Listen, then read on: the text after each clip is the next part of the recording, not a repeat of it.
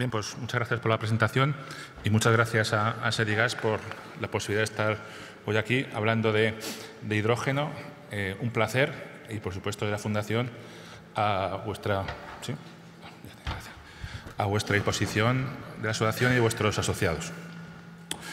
Bueno, a mí me gusta empezar mis presentaciones con dos reflexiones, ¿no? La primera es hablar de competidores.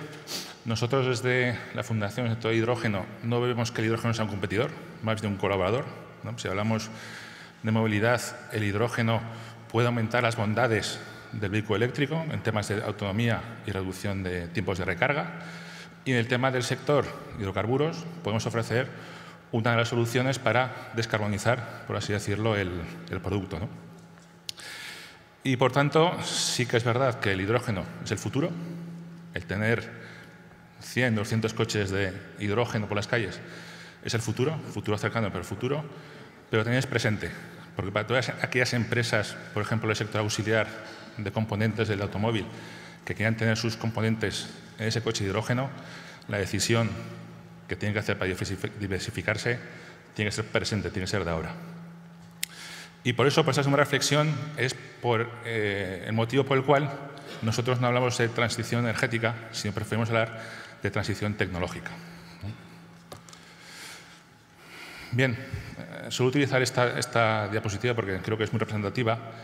Cada vez que la humanidad ha cambiado de combustible de forma masiva, el nuevo combustible, la molécula, ese nuevo combustible, tenía menos carbonos y tenía más hidrógenos. Ahora estamos en una transición donde el gas natural va a tener un peso muy importante, pero evidentemente la historia dice que la evolución de ese gas natural irá hacia un combustible en que se pierda el carbono y se quede solo el hidrógeno.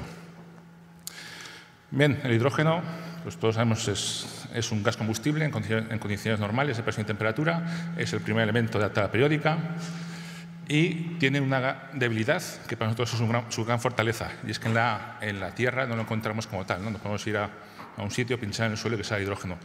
Hay que producirlo. A día de hoy, la producción de hidrógeno mundial es de unos 70 millones de toneladas cada año y el 90 y muchos por ciento se obtiene ese hidrógeno a partir del reformado de gas natural. Si tenemos en cuenta que por cada kilo de hidrógeno producido en reformado de gas natural se obtiene entre 8 y 11 kilos de CO2, esa demanda de hidrógeno supone unos 870 millones de toneladas de CO2 emitidas a la atmósfera, ¿no? Que ese hidrógeno se utiliza principalmente en temas de refinerías y en temas de amoníaco. La ventaja de este proceso de producción de hidrógeno pues es que es barato, es competitivo, pero pues nos chocamos con todos los acuerdos de París, ¿no? Todos los compromisos que se adquirieron en relación al cambio climático, con lo cual deberíamos buscar una solución a estas emisiones que produce, de momento, esta demanda de hidrógeno actualmente para el sector de la industria, ¿no? Esa solución la tenemos, que se ha nombrado hace un momento, es la electrólisis, ¿no? A través de un proceso electroquímico introducimos agua y electricidad y conseguimos descomponer la molécula de agua, el H2O, en hidrógeno y oxígeno. Con lo cual, si esa electricidad que hemos utilizado proviene de energías renovables, tenemos una forma de producción de hidrógeno limpia, sin emisiones. Y es esta forma de producción la que es la gran fortaleza del hidrógeno. Podemos obtener un combustible limpio y de forma local gracias a nuestra electricidad y nuestra agua, sin tener que depender de terceros. Bueno, pues por lo menos ya tenemos una forma de obtener hidrógeno para suplir esa demanda industrial a nivel mundial, pero esta nueva forma de producir hidrógeno nos abre la visión hacia una vertiente de hidrógeno que es el hidrógeno energético. Si ese hidrógeno lo utilizamos en una pila de combustible, podemos obtener electricidad y calor sin emisiones. El término de pila de combustible, quien hizo la traducción en inglés, no estuvo muy acertado porque en las comunidades hispanohablantes una pila es algo que se carga y se descarga. Sin embargo, una pila de combustible es un generador eléctrico que mientras le suministramos hidrógeno y oxígeno en el aire va produciendo electricidad y calor y un residuo que es el agua. Digamos que el proceso sería el contrario de electrólisis. Recombinamos hidrógeno y oxígeno para producir agua y en esa recombinación tenemos electricidad. Si esa pila de combustible la introducimos en un coche eléctrico, como luego veremos, va generando electricidad para recargar la batería del coche eléctrico.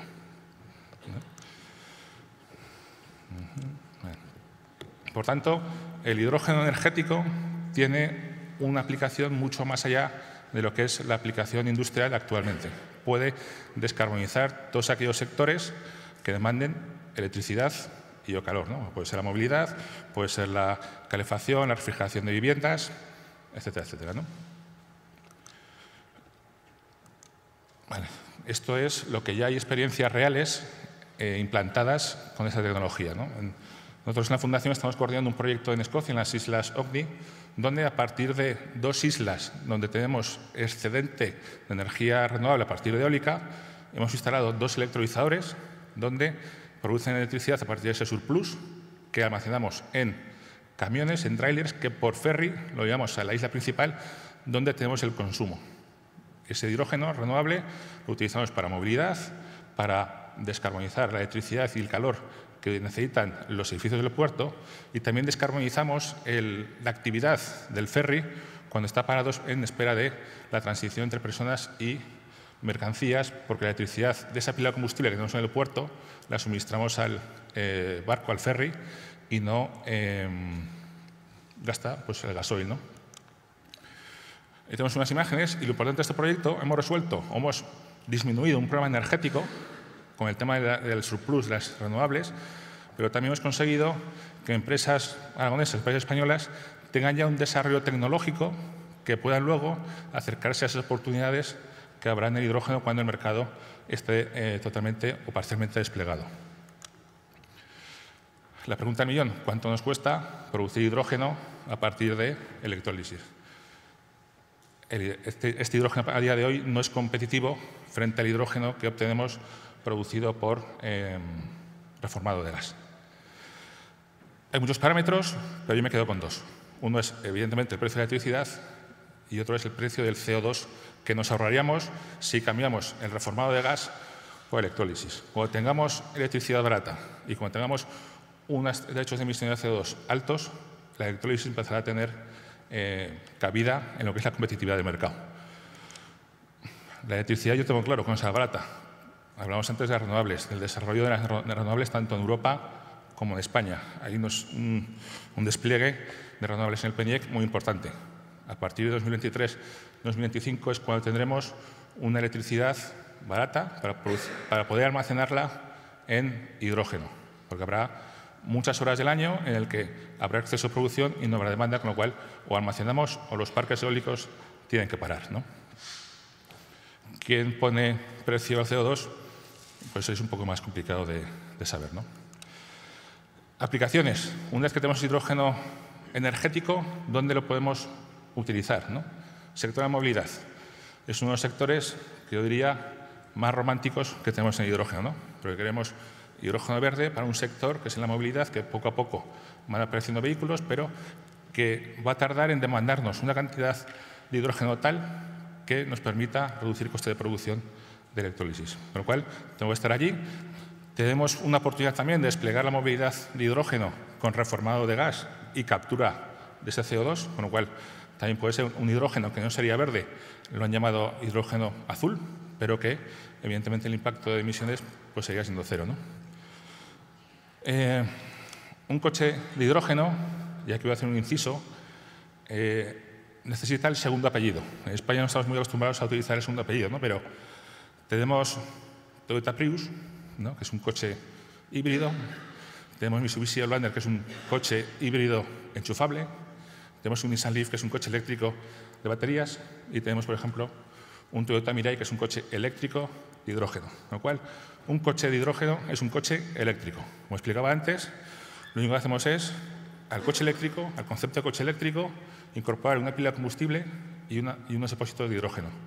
Mientras tengamos hidrógeno y aire de la calle, podremos producir electricidad que irá cargando la batería del coche eléctrico mientras se va descargando por el propio uso del vehículo. ¿Qué conseguimos con esto? Conseguimos aumentar la autonomía más allá de 600 kilómetros y, sobre todo, la ventaja competitiva es que la recarga del vehículo, el tiempo necesario para disponer de esos 600 kilómetros de nuevo al coche son de 3 a 5 minutos, porque estamos rellenando el tanque de hidrógeno como si rellenáramos un tanque de gas en un coche de GNC. ¿De acuerdo? Aplicaciones de vehículos, pues prácticamente en todos los sectores, más o menos los fabricantes, todos ellos tienen su modelo comercial, su precomercial o su prototipo. En coche de pasajeros, como hemos visto, Toyota, Hyundai, Mercedes y Honda son los que ya tienen modelos comerciales rodando por las calles, por las carreteras. Sí que es verdad que a día de hoy, a nivel mundial, estaremos hablando de unos 12.000, 15.000 coches de pasajeros únicamente. Toyota a día de hoy tiene una producción anual de 3.000 vehículos. Las expectativas para 2030 es que esa producción se multiplique por 10 y a veces por más, ¿no? Por las expectativas que hay, que luego comentaré, ¿no? En aquellos vehículos que necesiten una intensidad energética alta, posiblemente la solución sea la electricidad para intentar eliminar todas las emisiones de su uso. Autobuses, otra aplicación donde, igual que los vehículos, pero con la ventaja de que estos autobuses demandan mucho más hidrógeno para su funcionamiento, son vehículos más grandes que el coche de pasajeros, con lo cual pueden ayudar más rápidamente a tener una economía de escala, ¿no? Y los parámetros de funcionamiento son muy parecidos a los de un autobús de diésel, uno de gasoil, ¿no? O uno, vamos a decir, eléctrico, ¿no? Sí que es verdad que a principios de este mes se anunció la formación de un consorcio. Ya veis que tenemos 11 fabricantes europeos de autobuses que ya están apostando por hidrógeno. Yo creo que no, salvo Solaris, que lo compró CAF hace un tiempo, no hay ninguno español. Pero lo importante es que ese consorcio va a poner en funcionamiento 1.000 autobuses de pila de combustible de hidrógeno y va a conseguir reducir el precio de cada autobús por debajo de esos 400.000 euros, que es un poco el threshold, ¿no?, que tenemos en baterías. Camiones.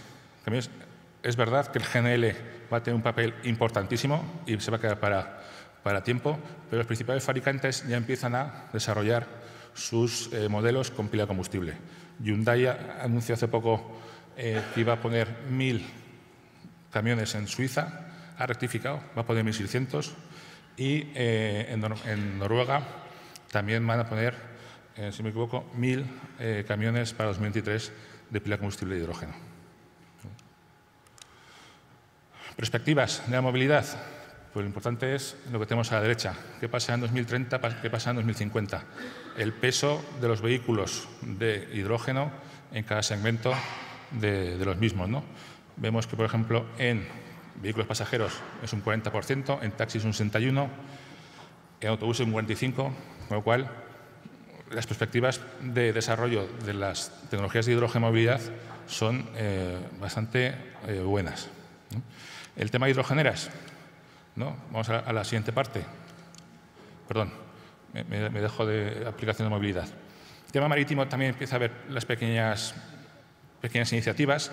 Sí que es verdad que demanda mucha potencia el sector marítimo, sobre todo el tema de barcos, y yo creo que el hidrógeno sí que llegará, pero llegará más tardío, ¿no? No sé si como hidrógeno o como algún combustible sintético o de alguna forma de almacenarlo a bordo para poder utilizarlo.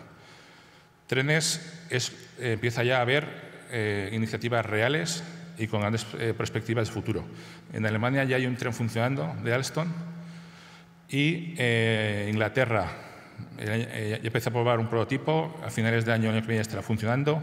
Hyundai ha hecho un acuerdo con Rotem, va a fabricar trenes de hidrógeno, con lo cual Hyundai ya ha visto las oportunidades de desarrollar mi pila de combustible y ahora la adapto a aquellas aplicaciones donde puedo tener oportunidades. Siemens va a tener que presentar este final de año su tren de hidrógeno que va a poner en operación, con lo cual el sector ferroviario también va a apostar por hidrógeno, porque el transformar un tren de diésel a catenaria o a pila de combustible de hidrógeno, los números muchas veces salen más favorables a hidrógeno que a catenaria y eléctrico. En movilidad, en lo que es logística, ya hay modelos de negocio, ya hay proyectos reales donde tener carretillas de hidrógeno mejora la competitividad que tenerlas de baterías eléctricas. ¿Por qué? Por lo que comentábamos antes de la autonomía. una batería, una carretilla de hidrógeno, en 2-3 minutos el operario puede volver a trabajar tranquilamente en su turno, mientras que una de baterías tienes que cambiar el pack de baterías y perder la potencia porque se va gastando la batería y el tiempo de ir a cambiarla. Lo que hablamos, las hidrogeneras, las estaciones de servicio de hidrógeno. En principio hay dos tipos, ¿no? Como decíamos antes, podíamos producir el hidrógeno in situ, podemos colocar un electrolizador, producir el hidrógeno, comprimirlo, almacenarlo hasta una presión de unos 900.000 bares, ya que el vehículo de pasajeros, la presión del tanque es 700 bar. Dispensar, al final, esta sería una hidrogenera completa. Y la otra tipo de hidrogeneras, pues simplemente es un dispensador, ¿no? Donde el hidrógeno lo llevas y lo traes en función de la demanda, ¿no? Ya hay ejemplos reales, comerciales, en toda Europa, América y Asia, incluso Australia. Y de nuevo la oportunidad tecnológica que supone el que vayamos hacia esta tecnología. En España tenemos empresas que están desarrollando y que fabrican hidrogeneras que están poniendo no solo en España, sino también en el resto de Europa, ¿no? Apostar por el producto propio. ¿Cuánto vale una hidrogenera? Pues esto, como siempre, depende, ¿no? Depende si queremos con producción in situ o la queremos únicamente con dispensador y que nos haga la logística del hidrógeno. Normalmente una hidrogenera a 700 bar para recargar tanto autobuses como vehículos pasajeros suelen estar por encima del $500.000 de euros, sin producción. Si queremos una hidrogenera dedicada para un autobús, pues los precios bajan, ¿no? Si queremos una hidrogenera para 200 coches al día, pues evidentemente el precio sube, ¿no? El hidrógeno, estamos ahora en la fase de estandarización de la tecnología, lo que nos obliga a todos estos proyectos, iniciativas, a hacer prácticamente un traje a medida para cada uno de ellos, ¿no? Oportunidades para el sector de los hidrocarburos, del sector gasista. Bueno, hablábamos antes de inyectar el hidrógeno en la red. Bueno, podemos también coger ese hidrógeno renovable, hacerle un upgrading, en vez de quitar impurezas de ese gas renovable, le incorporamos el CO2 y tenemos un CH4 sintético que podemos meterlo en la red de gas natural sin ningún problema, igual que el biometano, ¿no? Con lo cual tenemos una solución de tener una economía circular de un gas renovable para el sector gasista. Lo mismo para el sector del power to liquid, ¿no? De los combustibles líquidos. Y en la parte de la inyección a gas, pues bueno, no hay mucha cosa porque, ya lo han comentado antes, esos son los límites de inyección de hidrógeno que dice la Agencia Internacional de Energía. Bueno, desde mi punto de vista, el papel aguanta todo, ¿no? Comentaba antes que no solo es el tanto por ciento, sino que suceden temas regulatorios, temas normativos y temas de los usuarios, sobre todo, ¿no? Y qué pasa con ese hidrógeno, cómo se comporta dentro del gasoducto. Hay un proyecto ya en Inglaterra, donde en la ciudad de Leeds va a haber una transición paulatina de la sustitución del gas natural a hidrógeno. Va a haber redes nuevas dedicadas a hidrógeno y va a haber también inyección de hidrógeno en redes de gas natural actuales, ¿no? El hidrógeno, evidentemente, a día de hoy lo van a producir a partir de reformado de gas, pero también poco a poco van a intentar sustituirlo con hidrógeno renovable procedente de la electrólisis. Más retos que tenemos en el sector de hidrógeno, aparte de los regulatorios que hemos estado trabajando también desde la Fundación para identificar la normativa actual del hidrógeno, la regulación que le afecta, que está encajonada en el sector industrial, por lo que decíamos al principio de el hidrógeno es para uso industrial, hay que adaptarla al nuevo concepto de hidrógeno, al nuevo concepto de hidrógeno energético, que para abrir una pequeña hidrogenera para mi flota de coches no me pida lo mismo que para abrir una gran planta de producción de amoníaco, ¿no? Y de nuevo también en el tema de hidrógeno estamos trabajando en la parte de certificados de hidrógeno, ¿no? No solo dependiendo de si es reformado o si es electrolítico, sino también la electricidad proveniente del mix o de un molino, hay que tenerla en cuenta también, porque no es lo mismo la huella de carbono para producir ese hidrógeno de la electrólisis. Oportunidades. Hace 2 años en el foro de Davos ya se constituyó el Hydrogen Council, donde grandes empresas multinacionales a nivel mundial firmaron su compromiso de invertir cada año para desarrollar las tecnologías de hidrógeno.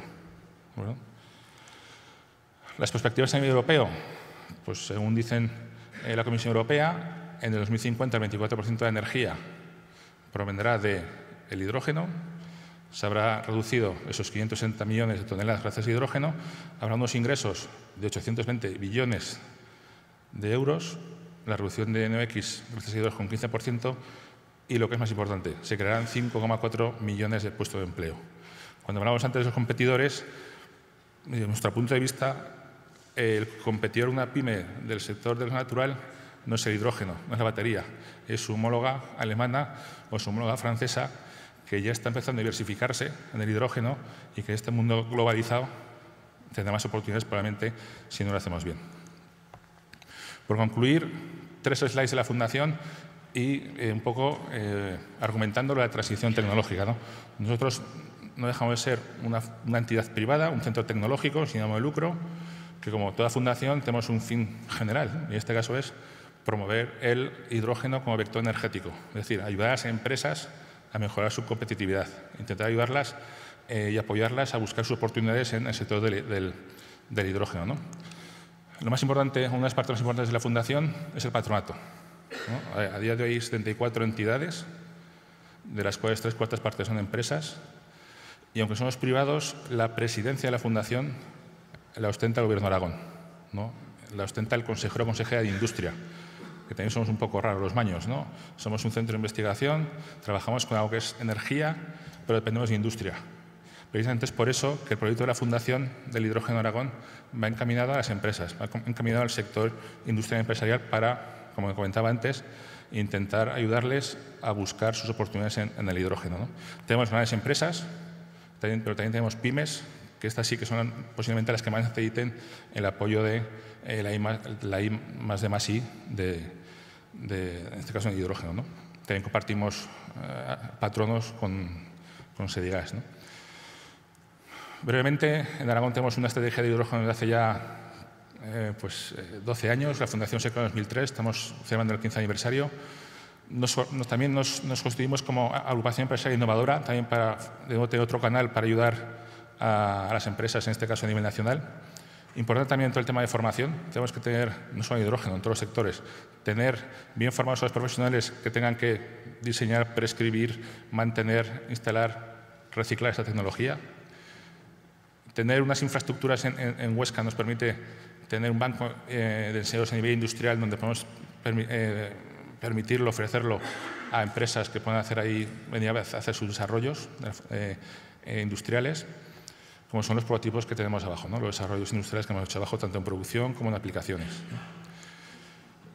El principal canal con el cual intentamos ayudar a las empresas es involucrarlas en proyectos, ¿no? Buscar financiación a Europa, porque, por un lado, conseguimos esa financiación, como ha pasado con el caso de Calvera, que es la empresa que ha desarrollado los tráilers en Escocia.